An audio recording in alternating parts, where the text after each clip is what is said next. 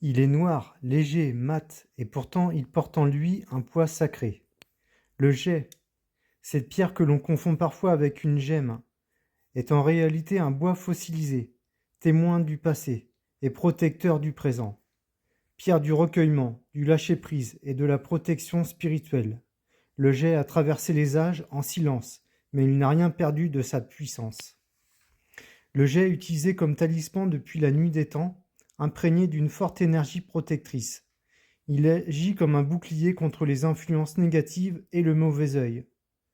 Longtemps prisé par les élites, ce bois fossilisé chargé d'histoire trouve ses racines dans les profondes traditions chamaniques. Le jet n'est pas une pierre minérale, mais une forme de lignite, un bois fossilisé datant de plusieurs millions d'années. Il provient d'arbres anciens transformés au fil du temps sous l'effet de la pression terrestre. Sa texture est légère, organique, mais son énergie est dense et profonde. On le retrouve dans de nombreux pays, notamment en Angleterre, en France, en Espagne ou en Russie et en Turquie.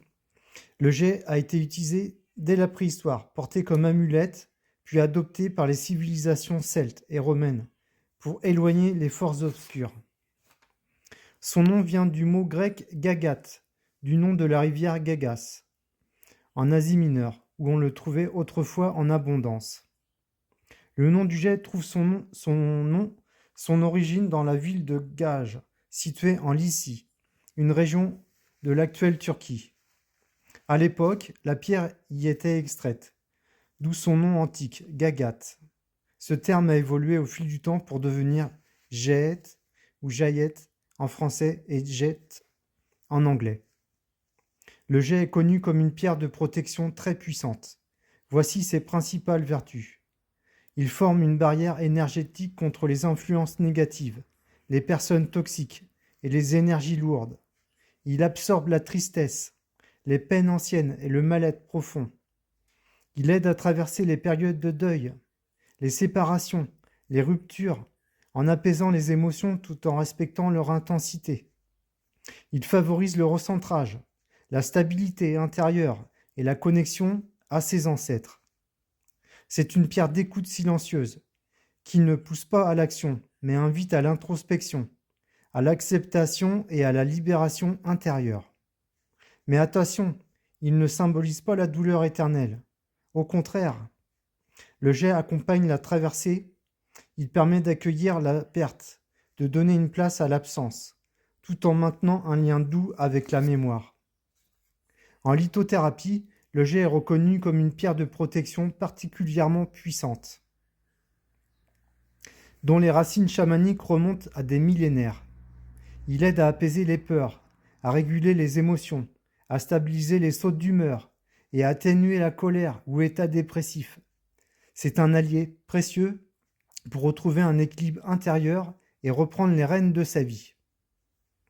À l'image du spinel noir, le jet favorise l'ouverture des chakras et soutient l'éveil de l'énergie Kundalini. Il est également utilisé pour encourager les expériences spirituelles et faciliter l'accès à une conscience plus élevée, ouvrant la voie à l'illumination. Il est précieux pour ceux qui portent encore une blessure ancienne, un chagrin, jamais totalement guéri. Le jet, à l'instar de l'ambre, est utilisé comme ornement depuis la préhistoire. Sa popularité s'explique par la présence de nombreux groupes humains dans des régions où cette pierre était facilement accessible, notamment en Grande-Bretagne, dès le Mésolithique, vers 10 000 ans avant notre ère. Facile à sculpter, le jet a été rapidement transformé en bijou. Dès l'âge du bronze, il était taillé en perles et colliers, servant aussi bien à des usages décoratifs que rituels. Des vestiges de ces bijoux ont été découverts dans des sépultures mégalithiques, telles que des tumulus et des dolmens. La plus ancienne perle en jet connue à ce jour provient de la grotte de Las Caldas en Espagne. Ce pendentif daté d'environ 15 000 ans avant Jésus-Christ atteste de l'ancienneté de son usage. Les gisements britanniques, notamment ceux de Whitby dans le Yorkshire, étaient déjà exploités à l'époque, néolithique et leur exploitation s'est poursuivie jusqu'à la période romaine.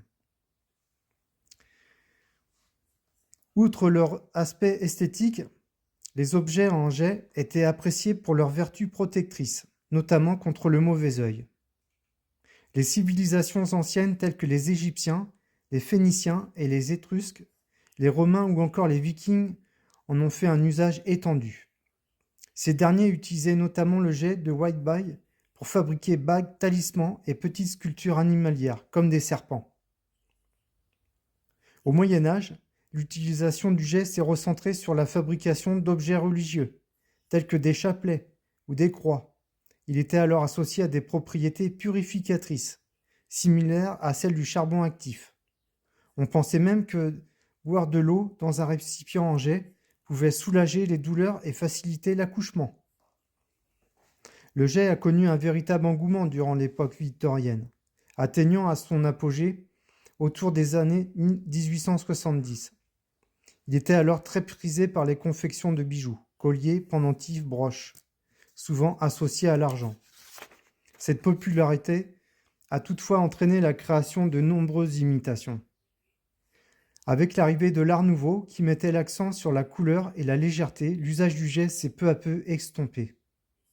Aujourd'hui, l'un des principaux centres d'extraction du jet de qualité se trouve en Turquie, dans la ville d'Oltu, située dans la province d'Erzurum, en turc. Cette pierre est appelée Oltu Taşı, littéralement pierre d'Oltu. Voici quelques façons d'utiliser le jet. En bracelet, en pendentif pour se protéger au quotidien des énergies basses. Placé sous l'oreiller pour calmer les pensées et aider à faire le deuil. En méditation, dans la main ou sur le chakra racine pour s'ancrer en douceur. Sur un autel dédié aux ancêtres ou à la mémoire comme pierre de lien spirituel.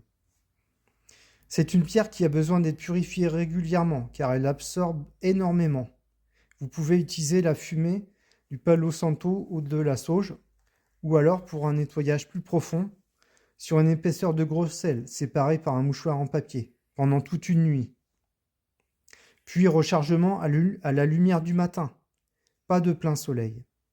Lune, amas de quartz, fleur de vie, reiki, magnétisme. Le jet agit principalement sur le chakra racine, en vous reconnectant à la terre, à vos fondations, à vos racines les plus profondes. Côté astrologie, il est souvent associé aux scorpions, capricorne, poisson ou cancer.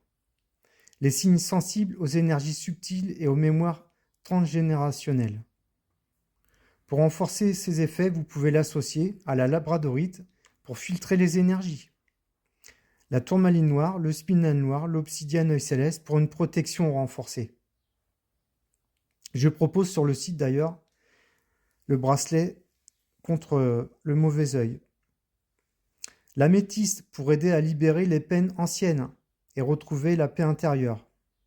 Le jet est souvent relié au féminin sacré, à l'invisible, à l'intuition profonde. Il invite à écouter les silences, à ressentir au lieu de fuir, à se souvenir pour mieux se libérer. C'est une pierre pour les âmes anciennes, les chercheurs de vérité, les passeurs d'âmes, ou ceux qui sentent un lien profond avec leur lignée. Travailler avec le jet, c'est honorer le passé, accueillir la transformation et poser les bases d'un renouveau serein. Le jet est une pierre rare, discrète, mais d'une puissance immense. Elle ne brille pas comme les autres, mais elle vous éclaire de l'intérieur. Si vous traversez une période de deuil, de repli ou de fatigue émotionnelle, cette pierre vous offre un espace de protection, de reconstruction et de paix profonde. Et vous, avez-vous déjà ressenti l'énergie du jet ? Partagez votre expérience en commentaire et si cette vidéo vous a touché, pensez à liker, partager et vous abonner pour continuer ce voyage au cœur des pierres de transformation. Des bijoux en jet sur bijoux-minéraux-de-gaia.com, chez vous en 72 heures. À très bientôt pour une nouvelle rencontre avec une pierre d'âme.